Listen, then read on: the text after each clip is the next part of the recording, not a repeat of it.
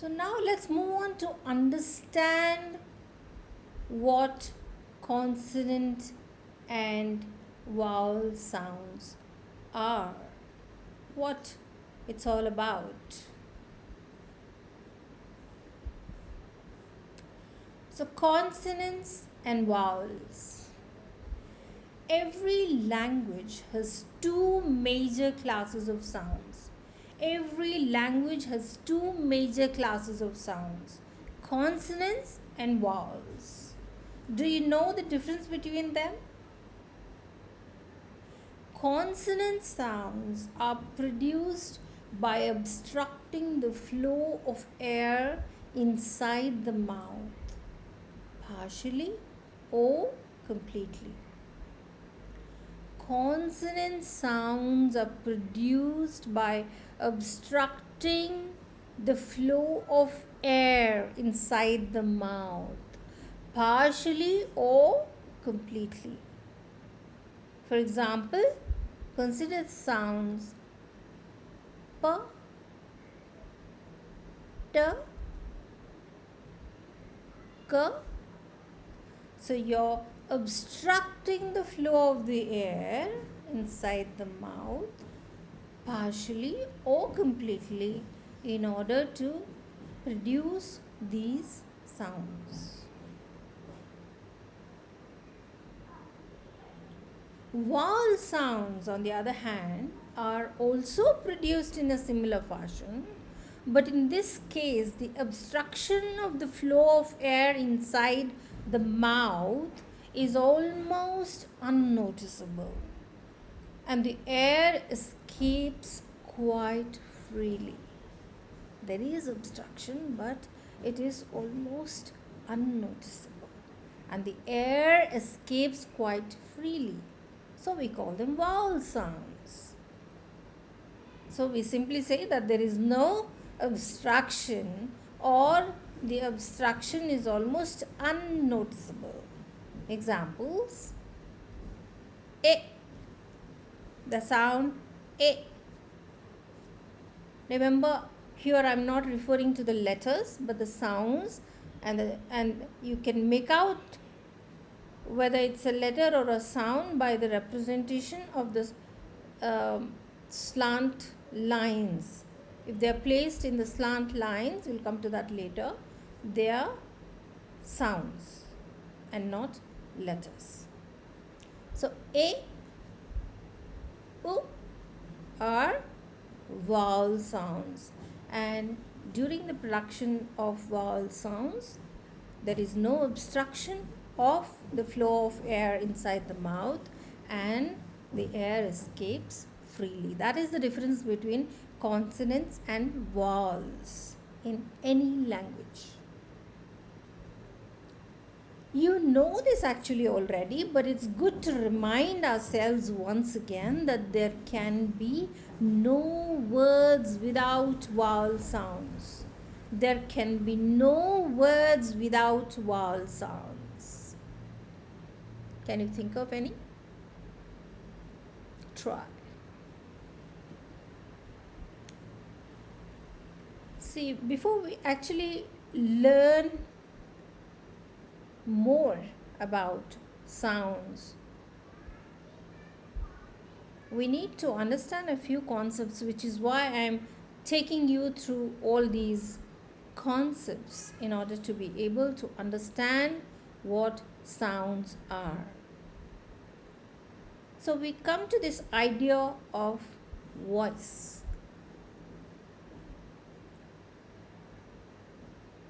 The concept of voice. Sounds are of two types, voiced and voiceless. Now, what does that mean? Voiced and voiceless? All are voiced sounds, right? No, not really. All sounds are not voiced sounds. So we need to make a distinction between, a technical distinction between voiced sounds and voiceless sounds.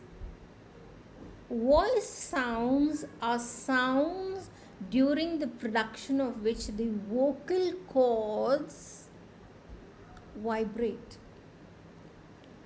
This vibration lends the sound a kind of buzz or hum. Voice sounds are sounds during the production of which the vocal cords vibrate. This vibration lends the sound a kind of buzz or hum. So we call them voiced sounds. Some consonant sounds are voiced and some are not. All vowel sounds are voiced sounds. All vowel sounds are voiced sounds. But only some consonant sounds are voiced and the others are not. Voiceless sounds are sounds during the production of which the vocal cords do not vibrate. Well, they do vibrate. For every sound they ought to vibrate, but it is so negligible, unnoticeable, that we consider that they do not vibrate. So voiceless sounds are sounds during the production of which the vocal cords do not vibrate.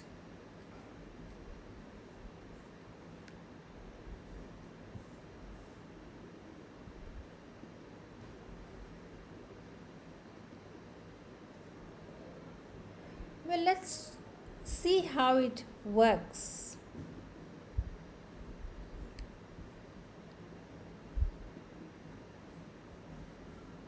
Sorry, just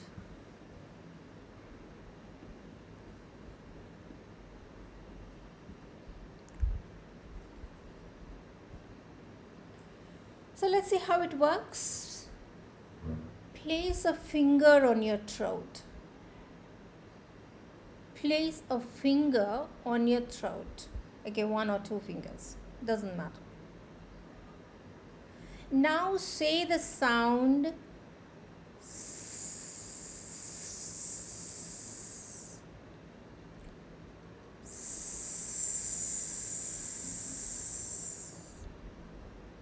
Repeat that. S. Good. Now say z, z.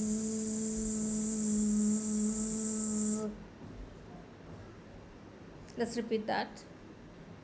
Z.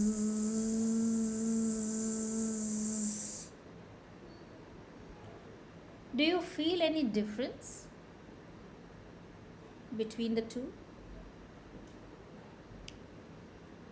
Yes, of course. When we say zzz, we can feel some kind of buzz. That buzz effect comes from the vibration of the vocal cords. So, the sound z is a voiced sound.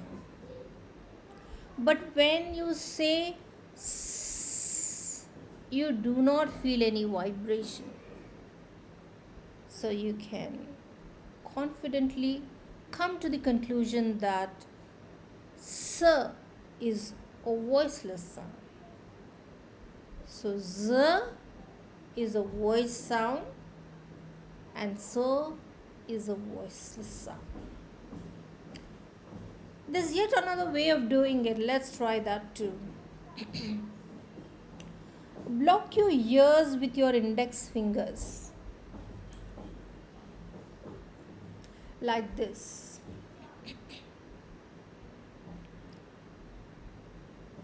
Now say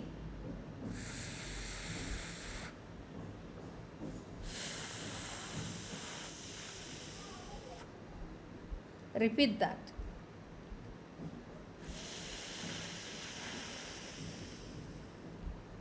Good.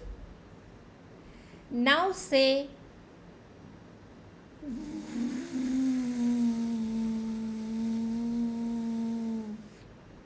the sound v, v. The first sound was F. The second one was V. So repeat the sound V.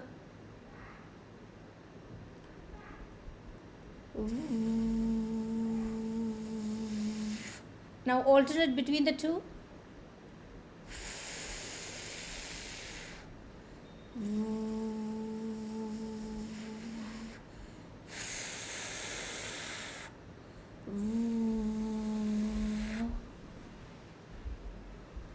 Oof. So were you able to feel the buzzing sound when you said the sound V?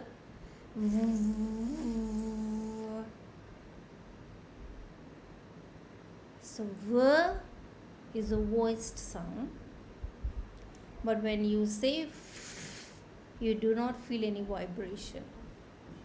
So F is a voiceless sound. V is a voice sound and F is a voiceless sound.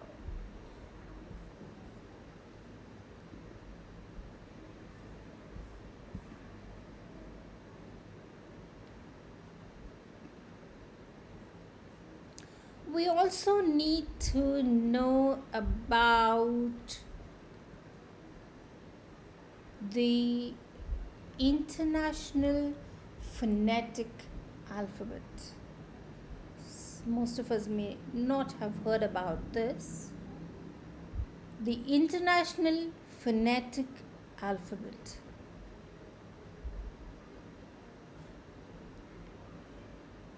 This kind of allows us to transcribe almost every spoken language, every language in the world. So what do we use the International Phonetic Alphabet for? What does it do? In writing,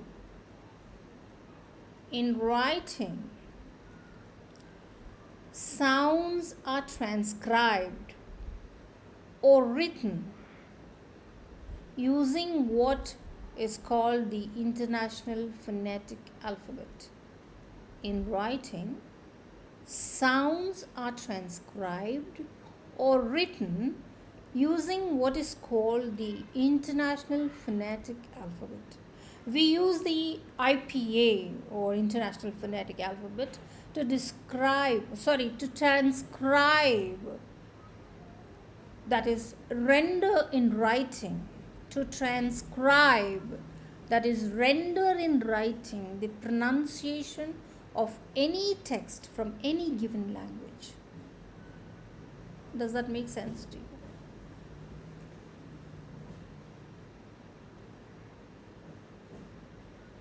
In writing, if you want to represent a sound in writing, you use the International Phonetic Alphabet.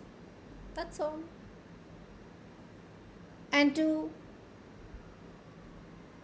show or indicate that these are not letters but sounds, we use slant lines like the ones shown here and the ones used in the earlier frames. These slant lines indicate that we are talking about the sounds, the phonemes of a language and not its letters. Example, this is not M, it is a sound because it is represented in slant lines. So we need to pronounce it and not read it like a letter. So it is M, not M, it is M. Good.